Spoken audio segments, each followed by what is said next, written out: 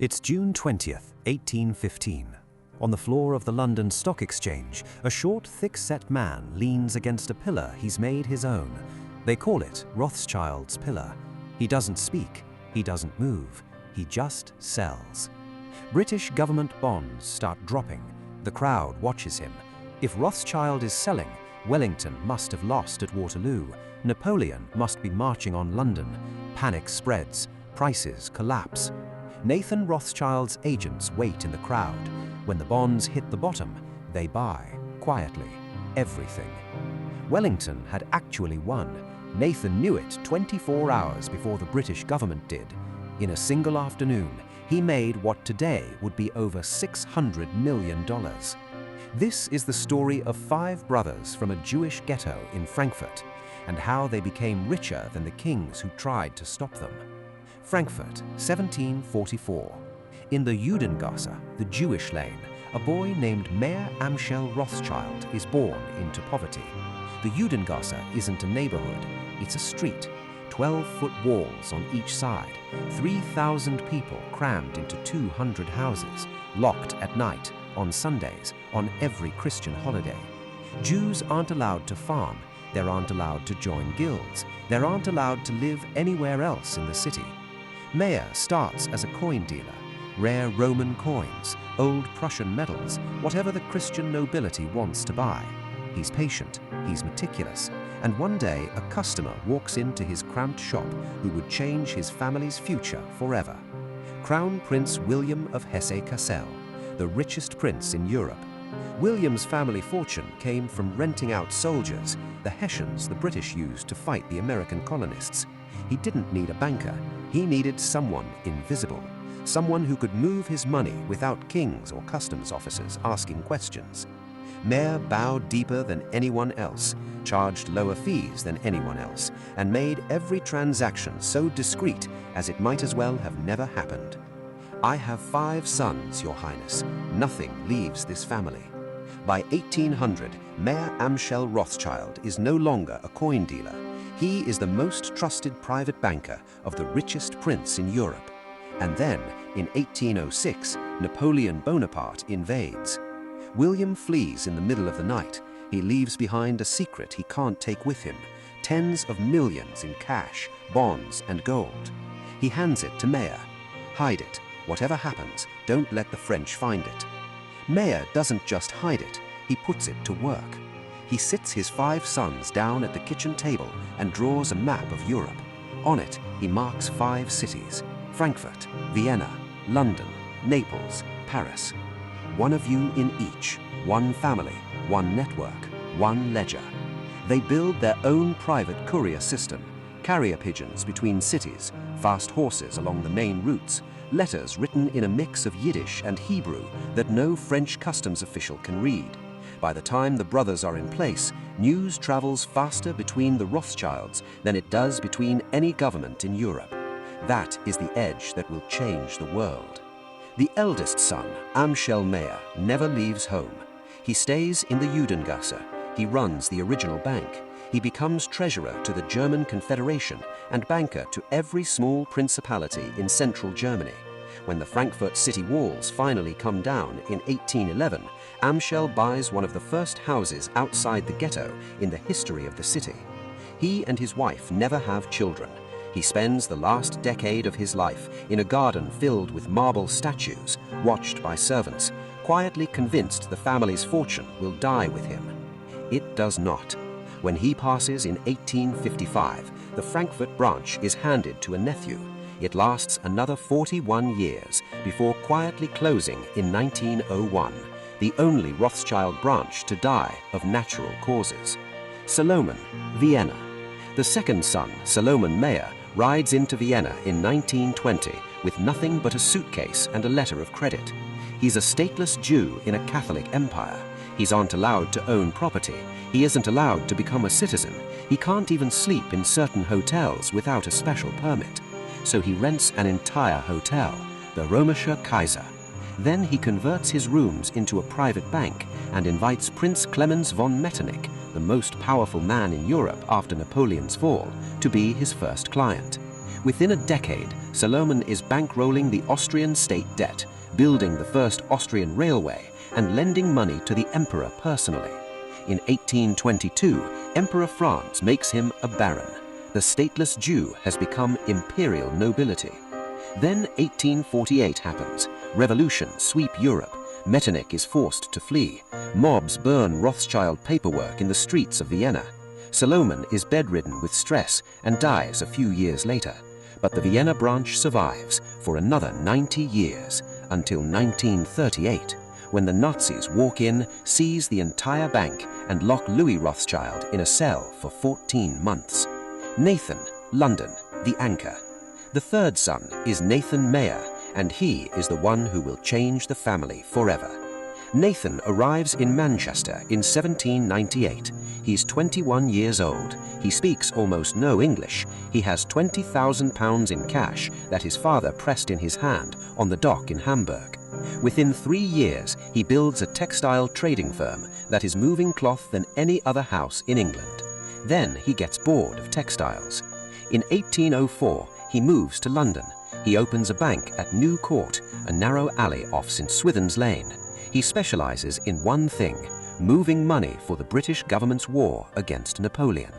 In 1814, he pulls off what is still considered one of the most audacious logistical operations in history. The British Army is fighting in Spain, and they need to pay in gold. Wellington soldiers won't accept paper. Nathan secretly buys £800,000 of French gold from within enemy territory, bribing bankers, smuggling bullion across lines, and delivers it to Wellington in Portugal. The British government doesn't even know he's done it until it's already done. And then comes June 18th, 1815, the Battle of Waterloo. 200,000 men in a muddy Belgian field. Wellington wins. Napoleon is finished. Nathan's private courier, a man named Rothworth, watches the battle from a hill.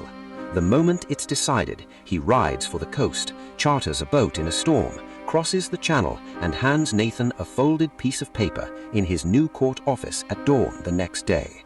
He reads one sentence. He walks calmly to the stock exchange. He leans against his pillar. He starts selling. The market watches. The market panics. Bonds collapse, and his agents quietly buy everything at the bottom. Over the next year, as news of Britain's victory sinks in, those bonds double, then double again. Nathan's Waterloo trade makes him the richest private citizen in Britain and, some historians argue, the richest man in the world. 10 years later, in the banking panic of 1825, the Bank of England runs out of gold. They have days before the entire British financial system collapses. Nathan personally ships them gold from Paris. The Bank of England is saved by a Jewish banker who, as a child, wasn't legally allowed to sleep outside the Frankfurt ghetto. And in 1833, the British Parliament abolishes slavery throughout the empire. To do it, the government agrees to pay £20 million in compensation, not to the freed slaves, but to the slave owners. It is the largest government borrowing in British history up to that point. The loan is arranged almost entirely by Nathan Rothschild. By the time Nathan died of an infected insect bite at 59, he had rewritten what a banker could be. While he ruled London, his younger brother was playing a quieter game to the south. Karl, Naples. The fourth son, Karl Mayer, draws the worst assignment. In 1821, he's sent to Naples to manage the finances of the Bourbon king of the Two Sicilies, one of the most corrupt, unstable courts in Europe. The job is described by his own brother James as banking at the end of the world. Karl does what Rothschilds do. He lends. He survives 3 changes of regime. He becomes banker to the Pope. In 1832, Pope Gregory XVI makes him a papal knight, the first Jew in modern history to receive the honor. Karl can't kiss the Pope's ring at the ceremony because he's Jewish. The Pope is given a small silver crucifix to offer him instead. But Naples is a dying city. In 1861, Giuseppe Garibaldi's army conquers the south, Italy unifies, and the Bourbon court is swept away.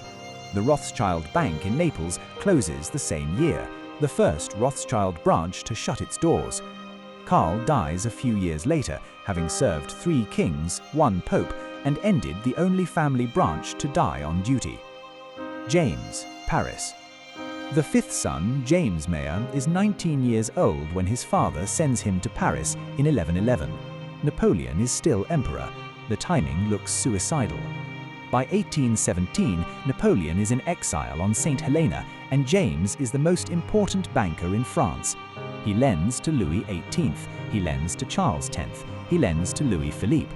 When Louis Philippe is thrown out in 1848, James quietly waits, and when Louis Napoleon takes power, he lends to him too.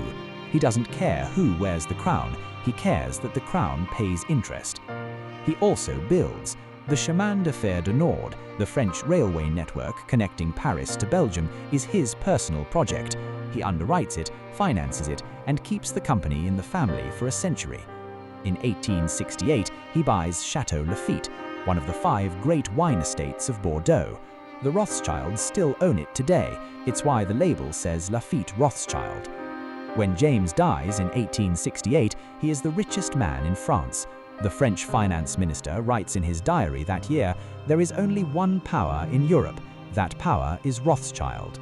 By the 1870s, the Rothschilds are involved in almost every major event in European history. When Britain needs to buy Egypt's shares of the Suez Canal in 1875 and Parliament is not in session to approve the loan, Prime Minister Benjamin Disraeli simply walks into Lionel Rothschild's office and asks for £4 million in one afternoon. Lionel asks what the security is. Disraeli replies, "The British government." The money is delivered. Britain takes control of the Suez Canal for the next 80 years. The family also attracts every anti-Semitic conspiracy theory of the modern era. They control the weather, they started every war, they secretly run every government.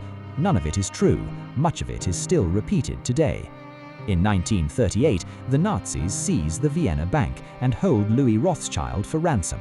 In 1940, they seize the Paris Bank and steal the art collection. The French and Austrian branches are gutted, but the London and Paris branches are rebuilt after the war. They both still operate today under the names N.M. Rothschild and Sons and Rothschild and Company.